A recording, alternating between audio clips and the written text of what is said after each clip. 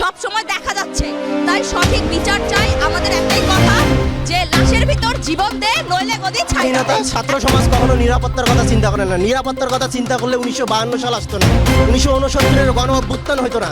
নিরাপত্তার কথা প্রশ্ন করাটাই অযৌক্তিক। আসসালামু আলাইকুম। কালবেলা টিভিতে আপনাদের সবাইকে সুস্বাগতম। আজকে অসহযোগ আন্দোলনের ডাক দিয়েছে শিক্ষার্থীরা। দেশব্যাপী এখনো পুলিশের গুলিতে নিহত হচ্ছে সাধারণ শিক্ষার্থীরা। এই স্বৈরাচারী শাসক ছাত্রদের দাবি আগেও মানে নাই, এখনো মানছে না। শহীদের রক্তের উপর তারা কোনো আপোষ মানবে না। তাই তারা স্বৈরাচারী শাসকের পদত্যাগ চেয়ে সারা দেশে আন্দোলন চালিয়ে যাবে। সামনে আন্দোলন আরো বেগবান হবে যদি সরকার পদত্যাগ না করে। সবাই দেখেছেন এই স্বাধীন বাংলাদেশে আন্দোলন করলে পুলিশের গুলিতে শহীদ হয় দেশের সন্তান। এই দেশ আওয়ামী লীগ সরকারের না, এই দেশ আমাদের সবার। আমরা আন্দোলন করে আমাদের দাবি তুলে ধরতে পারছি না, এই সরকারের সামনে সেই সুযোগ দিচ্ছে না গণতান্ত্রিক বাংলাদেশের স্বৈরাচারী শাসক শেখ হাসিনা। তো বিস্তারিত দেখবো প্রতিবেদনে। তার আগে যারা আমার নতুন চ্যানেলটি এখনো সাবস্ক্রাইব করেনি তারা অবশ্যই সাবস্ক্রাইব করে আপনাদের পাশে থাকার সুযোগ দিন। আমাদের আর কেউ আটকাতে পারবে না। আমরা এই শোষণ আর মানতে পারবো না।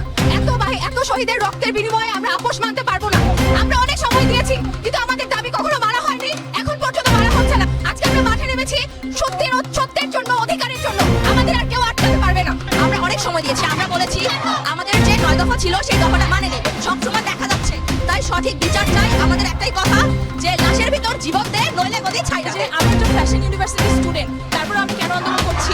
আমার ভাইয়ের গায়ে আমার ভাইয়ের রক্ত যাচ্ছে, বুলেট চালানো হচ্ছে। যারা নিরস্ত্র তাদের উপরে বুলেট চালানো কেন হবে? সেই জন্য শহীদের বিচার না হবে ততদিনই আন্দোলন চলবে। নিরাপত্তা ছাত্র সমাজ কখনো নিরাপত্তার কথা চিন্তা করে না। নিরাপত্তার কথা চিন্তা করলে 1952 সাল আসতো না, 1969-এর গণ অভ্যুত্থান হতো না। নিরাপত্তার কথা প্রশ্ন করাটাই এই স্বৈরাচারী শাসক ছাত্রদের দাবি আগেও মানে নাই, এখনো মানছে না। শহীদের রক্তের উপর তারা কোনো আপোষ মানবে না। তাই তারা স্বৈরাচারী শাসকের পদত্যাগ চেয়ে সারা দেশে আন্দোলন চালিয়ে যাবে। সামনে আন্দোলন আরো বেগবান হবে যদি সরকার পদত্যাগ না করে। সবাই দেখেছেন এই স্বাধীন বাংলাদেশে আন্দোলন করলে পুলিশের গুলিতে শহীদ হয় দেশের সন্তান। এই দেশ আওয়ামী লীগ সরকারের না, এই দেশ আমাদের সবার। আমরা আন্দোলন করে আমাদের দাবি তুলে ধরতে পারছি না, এই সরকারের সামনে সেই সুযোগ দিচ্ছে না গণতান্ত্রিক বাংলাদেশের স্বৈরাচারী শাসক শেখ হাসিনা।